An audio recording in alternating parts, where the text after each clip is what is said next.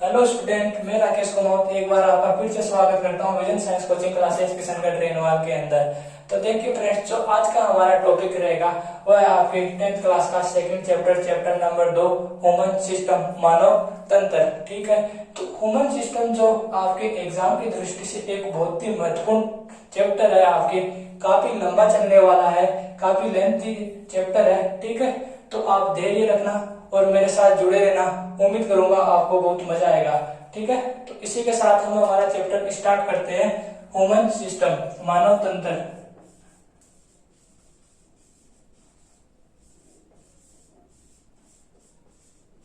Human system, मानव तंत्र।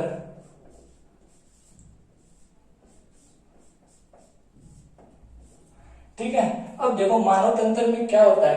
तो मानव तंत्र होता है, ये हमारा एक प्रकार से शरीर है। ठीक है, तो हमारे शरीर में क्या होता है, हमारा शरीर छोटी छोटी इकाइयों से मिलकर बना होता है। ठीक है, हमारा शरीर किससे बनता है, छोटी छोटी इकाइयों से मिलकर बनता है। अब उसमें क्या होता है, हमारे शरीर में बहुत से कारक पाए जाते हैं, जैसे हमारे शरीर में सोचना हो गया, ठीक है, पाचन करना, श्वसन करना, तो बहुत से कारक पाए जाते हैं। अब इन सभी कारकों को हमारी एक मशीन करती है, मतलब कि हमारा शरीर करता है। तो इसमें हमारा शरीर क्या करता है, इन सभी कारकों को करने के लिए अलग अलग भागों में बांट देता है। जैसे कि सोचने का कार्य कोई और करता है, श्वसन का कार्य कोई और करता है। ठीक है, इसी प्रकार से अलग अलग तंत्रों के रूप में इन्हें विभाजित या बांट दिया जाता है, या छोटे छोटे भागों में बांट दिया जाता है, जिन्हें हम तंत्र कहते हैं। ठीक है, तो आइए हम अपना चैप्टर स्टार्ट करते हैं, ह्यूमन सिस्टम। तो इसमें क्या होता है, जो कोशिका होती है वो हमारे शरीर की संरचनात्मक एवं क्रियात्मक इकाई होती है। कोशिका हमारे शरीर की स्ट्रक्चर एंड फंक्शनल यूनिट होती है। ठीक है,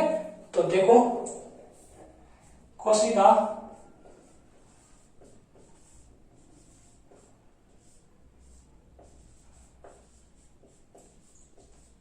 हमारे शरीर की संरचनात्मक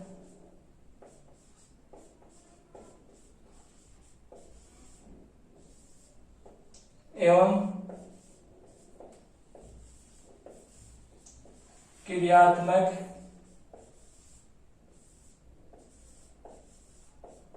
इकाई होती है। ठीक है, जो कोशिका होती है वो आपके शरीर की संरचनात्मक एवं क्रियात्मक इकाई होती है, और कोशिका हमारे शरीर की सबसे छोटी इकाई भी होती है। तो देखो कोशिका जो होती है आपके, कोशिकाएं मिलकर क्या बनाती है, आपकी कोशिकाओं का समूह मिलकर आपके बनाता है उत्तक। क्या बनाता है, उत्तक। उत्तक मिलकर आपके बनाते हैं अंग। ठीक है, अंग मिलकर बनाते हैं आपके तंत्र। ठीक है, और तंत्र मिलकर बनाते हैं आपके हमारा पूरा शरीर। ठीक है, अब देखो अभी मैंने बताया जिस प्रकार की कि मानव तंत्र एक हमारा पूरा शरीर है। ठीक है, तो शरीर में क्या होती है, हमारा शरीर छोटी छोटी इकाइयों से मिलकर बना होता है, तो उसमें बहुत से कारक पाए जाते हैं, जैसे श्वसन लेना। ठीक है, तो इन कारकों को करने के लिए अलग अलग भागों में इन्हें विभाजित किया जाता है। जैसे श्वसन का कार्य और करेगा, सोचने का काम अपना दिमाग करेगा। ठीक है, तो इस प्रकार से ये हमारा शरीर इसमें छोटे छोटे भागों में बांटा हो गया। तंत्र, तंत्र जिससे मिलकर बनता है उसे अंग, अंग जिससे मिलकर बनते हैं उसे उत्तक, उत्तक जिससे मिलकर बनते हैं उसे कोशिका कहते हैं। या हम इस प्रकार कह सकते हैं, कोशिकाओं से मिलकर उत्तक का निर्माण होता है, उत्तक से अंग का, अंग से तंत्र का, और तंत्र से हमारे पूरे शरीर का। ठीक है, तो कोशिका जो होती है ये हमारे शरीर की सबसे छोटी इकाई होती है। ठीक है, कैसी होती है, कोशिका हमारे शरीर की सबसे छोटी इकाई होती है। ठीक है, और इसे हमारे शरीर की स्ट्रक्चर एंड फंक्शनल यूनिट भी कहते हैं, संरचनात्मक एवं क्रियात्मक इकाई भी कहते हैं। ठीक है, अब जो हमारे आज के चैप्टर में हम अध्ययन करेंगे वो अध्ययन करेंगे हमारे किसका, तंत्र का। ठीक है, जो तंत्र है आपके, जो ह्यूमन सिस्टम मानव तंत्र, इसमें हम अध्ययन करेंगे तंत्र का। तो आपके शरीर में जो हमारे शरीर में आपके 6 प्रकार के तंत्र दिए हुए हैं। कौन कौन से हैं आपके, हो गया पाचन तंत्र, श्वसन तंत्र, रक्त परिसंचरण तंत्र, उत्सर्जन तंत्र, जनन तंत्र और तंत्रिका तंत्र। ठीक है, तो आइए देखते हैं हम।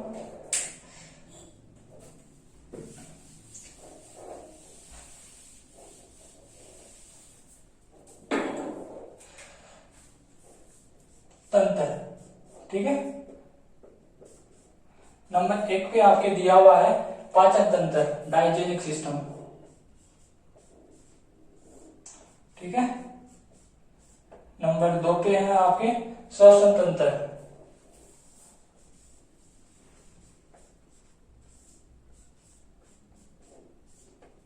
नंबर 3 पे आपके हैं रक्त एवं परिसंचरण तंत्र, रक्त एवं परिसंचरण तंत्र,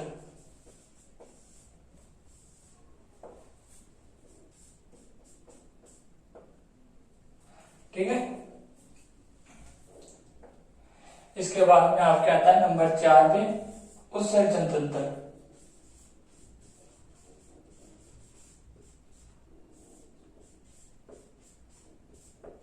नंबर 5 पे आता है आपके जनन तंत्र,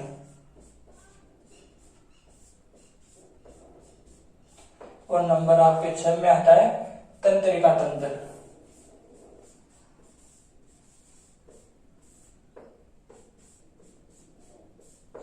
ठीक है, आपके जो सिलेबस में है या आपके 6 तंत्र दे रखे हैं पाचन तंत्र, वैसे होते भी चाहिए। कौन कौन से? पाचन तंत्र हो गया, श्वसन हो गया, रक्त परिसंचरण तंत्र हो गया, उत्सर्जन तंत्र हो गया, जनन तंत्र और तंत्रिका तंत्र। अब देखो इन सभी का अध्ययन हम एक एक करके हमारे चैप्टर के अंदर पढ़ेंगे, ठीक है।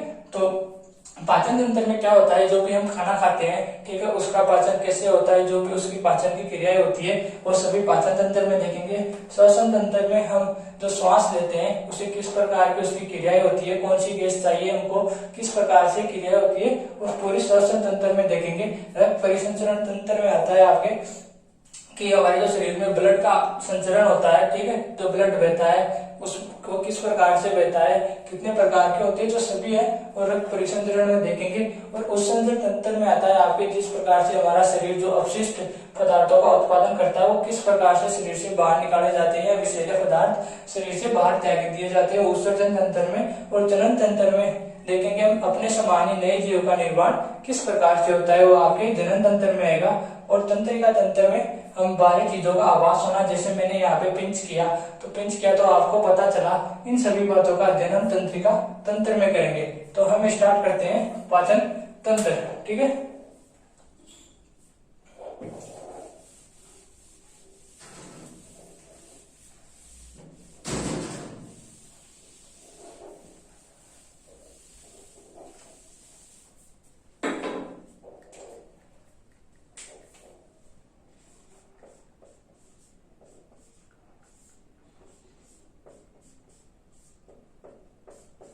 पाचन तंत्र में देखिए जो हम भोजन करते हैं उसका किस प्रकार से पाचन होता है, ठीक है। और पाचन में तंत्र में कौन कौन से अंग उस भोजन को पचाने में भाग लेते हैं, कौन कौन सी ग्रंथियां उनकी हेल्प करती है, ठीक है। तो वो जो हमें पाचन तंत्र के अंदर पढ़ेंगे। तो देखिए पाचन तंत्र की डेफिनेशन क्या होती है, मानव में अंगों व ग्रंथियों का वह समूह, ठीक है, मानव में अंगों व ग्रंथियों का वह समूह जो आपके पाचन तथा भोजन के पाचन तथा अवशोषण में कार्य करता है, भोजन का पाचन तथा अवशोषण का कार्य करता है, आपके पाचन तंत्र कहलाता है, ठीक है। देखो मानव में अंगों तथा ग्रंथियों का वह समूह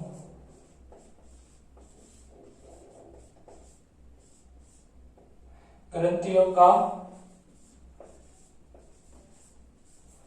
वह समूह जो भोजन के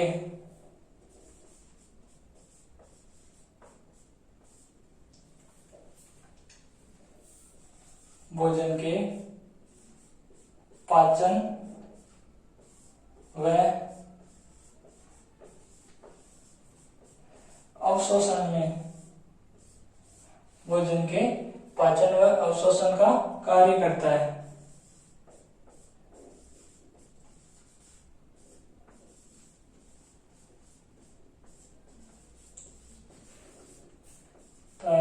पाचन तंत्र कहलाता है,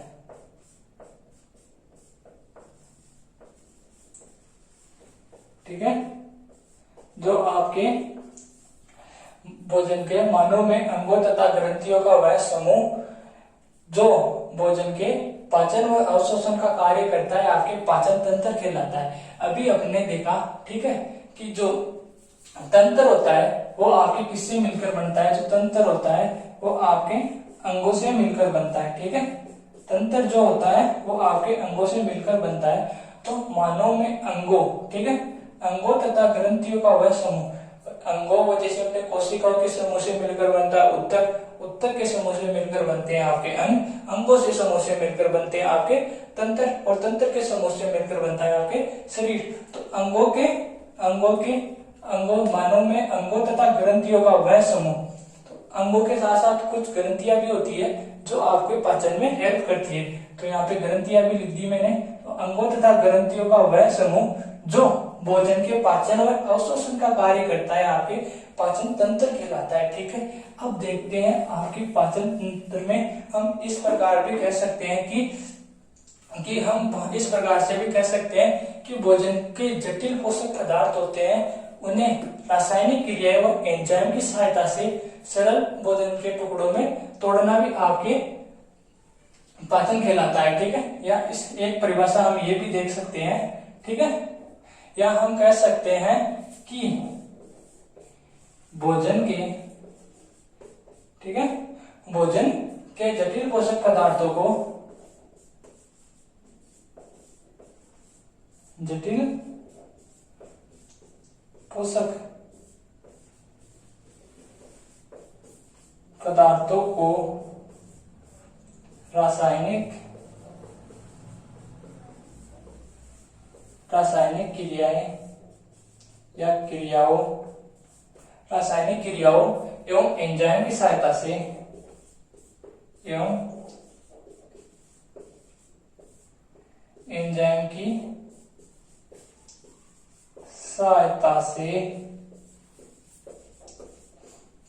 सरल अणुओं में तोड़ना, ठीक है, या विभाजित करना, एंजाइम की सहायता से सरल अणुओं में विभाजित करना, ठीक है।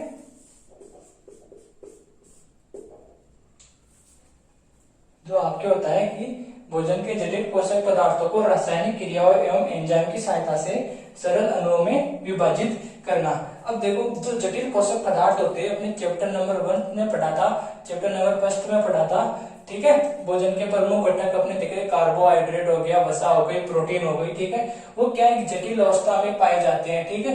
कैसे जटिल अवस्था में पाए जाते हैं, फिर हम उनके भोजन ग्रहण करते हैं तो हमारे शरीर में जैव रासायनिक क्रियाएं होती है और कुछ एंजाइम होते हैं जिनकी मदद से हम उनको क्या करते हैं, सरल अणुओं में विभाजित करते हैं, ठीक है।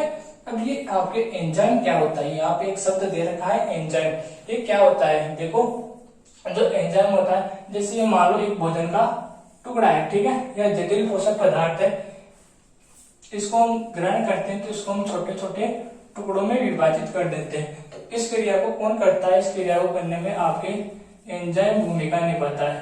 तो एंजाइम क्या होते हैं, एंजाइम एक प्रोटीन के बने अणु होते हैं, ठीक है। किसके बने होते हैं, एंजाइम आपके एक प्रोटीन के बने अणु होते हैं जो जैव रासायनिक क्रियाओं में भूमिका निभाते हैं। क्या, जो आपके अपनी जैव रासायनिक क्रियाओं में भूमिका निभाते हैं, ये प्रोटीन के बने हुए होते हैं। देखो, जिस प्रकार से एक एग्जांपल देते हैं, जैसे ये मार्कर है, ठीक है, ऐसे मान लो भोजन का टुकड़ा है, इसको मैं ऐसे करता हूँ, अब इसको मैंने ऐसे किया, ऐसे तो नहीं, इसको मैंने तोड़ दिया।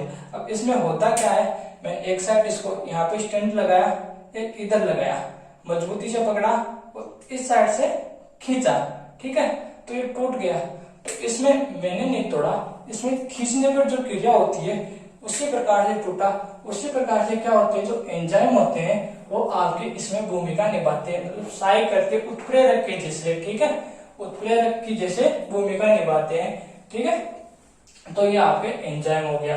अब इसके बाद में देखते हैं जो आपका पाचन तंत्र आता है, इसमें कौन कौन से अंग आपके भूमिका निभाते हैं, ठीक है। जो पाचन तंत्र होता है इसमें कौन कौन से अंग आपकी भूमिका निभाते हैं। तो जो पाचन तंत्र होता है उसमें आपके 7 अंग होते हैं। कौन कौन से? 7 अंग। ठीक है, कितने अंग होते हैं? 7 अंग होते हैं आपके।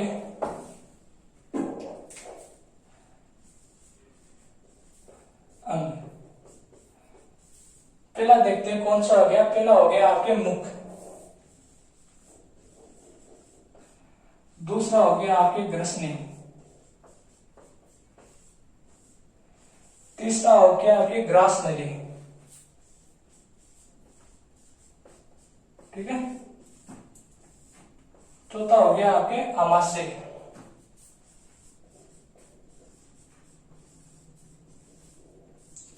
और जो आपका पांचवा हो गया वो आपके छोटी आंत। 5 नंबर पे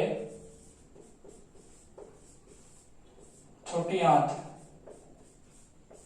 जो 6 नंबर पे बड़ी आंत। ठीक है, और जो आपके 7 नंबर पे आता है लास्ट में मल द्वार। ठीक है,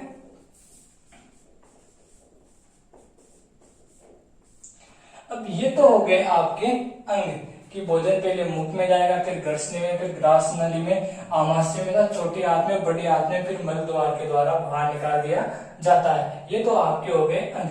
अब इन अंगों के साथ साथ कुछ आपकी सहायक ग्रंथियां होती है, जो ग्रंथियां होती है जो आपके पाचन में सहायता करती है या पाचन में सहायक होती है। तो आपकी ग्रंथियां दे रखी है। पाचन तंत्र में 3 प्रकार की ग्रंथियां भाग लेती है। ठीक है, कौन कौन सी होगी? लाल ग्रंथि, यकृत और अग्नाशय। ठीक है, 1 नंबर पे हो गई लाल ग्रंथि आपके, दूसरे नंबर पर हो गई यकृत, यकृत ग्रंथि,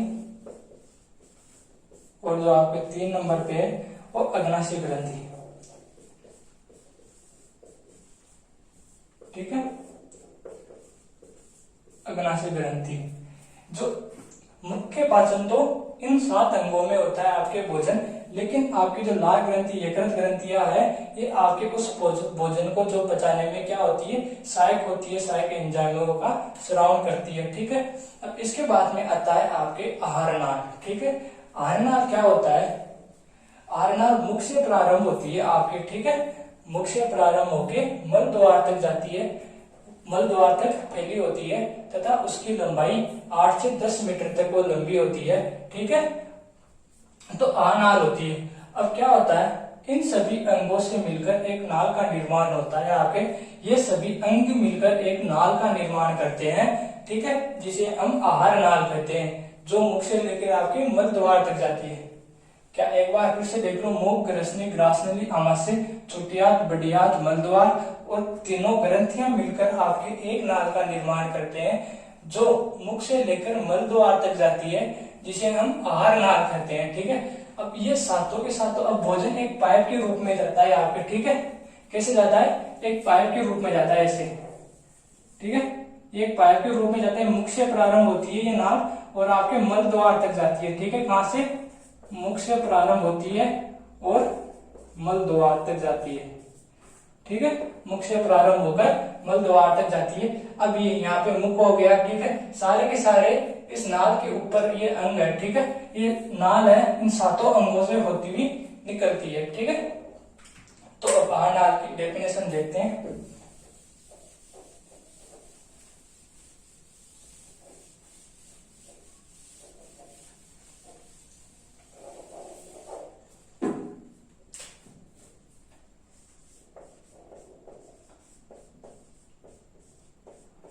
आहार नाल। ठीक है, अभी मैंने बताया कि सभी अंग मिलकर, समझ गए होंगे आप, सभी अंग मिलकर, सभी अंग मिलकर आहार नाल का निर्माण करते हैं। ठीक है, किसका निर्माण करते हैं? आहार नाल का निर्माण करते हैं। ठीक है, सभी अंग मिलकर क्या करते हैं? आपके आहार नाल का निर्माण करते हैं, जो मुख से लेकर, ठीक है, जो कहां से? जो मुख से लेकर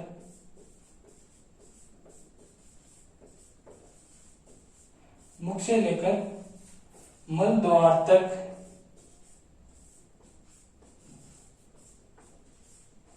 फैली होती है।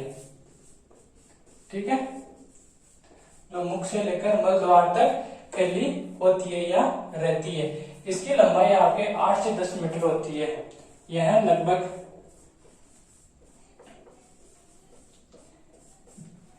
लगभग आपके 8 से 10 मीटर लंबी होती है।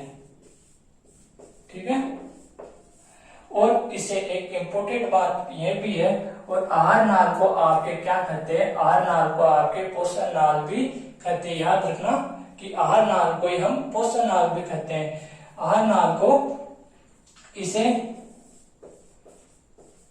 पोषण नाल भी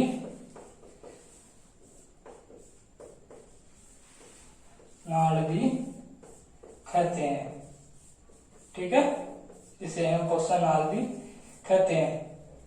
ठीक है, आहार नाल हो गया, सभी अंग मिलकर आहार नाल का निर्माण करते हैं, जो मुख गुहा से लेकर मल द्वार तक फैली होती है। यह लगभग 8 से 10 मीटर की होती है और इसे पोषण नाल भी कहते हैं। ठीक है, अब आहार नाल के कुछ आपके कार्य दे रखे हैं। आहार नाल के कार्य होते हैं, ठीक है, आहार को सरलीकृत करके पचाना, ठीक है, पचित आहार का अवशोषण करना और आहार को मुख से लेकर मल द्वार तक पहुंचाना। ठीक है, देखो आहार नाल के कार्य।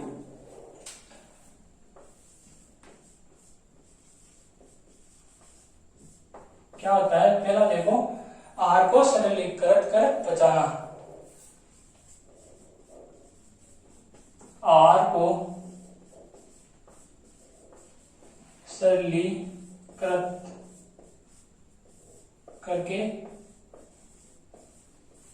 पचाना। ठीक है, दूसरा पचित आहार का अवशोषण करना। पचित आहार का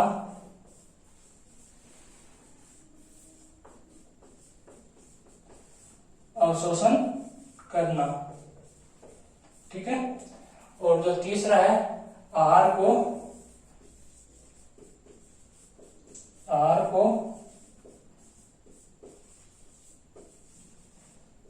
मुख से लेकर मुख से मल द्वार तक पहुंचाना। मुख से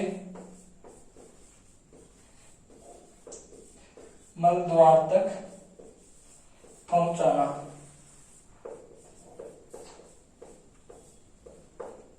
ठीक है, अब देखो आहार नाल के कार्य। आहार को सरलीकृत करके पचाना। आहार का मतलब आपके हो गया भोजन, जो हम भोजन करते हैं उसे हम आहार भी कह सकते हैं। तो आहार को सरलीकृत करके पचाना।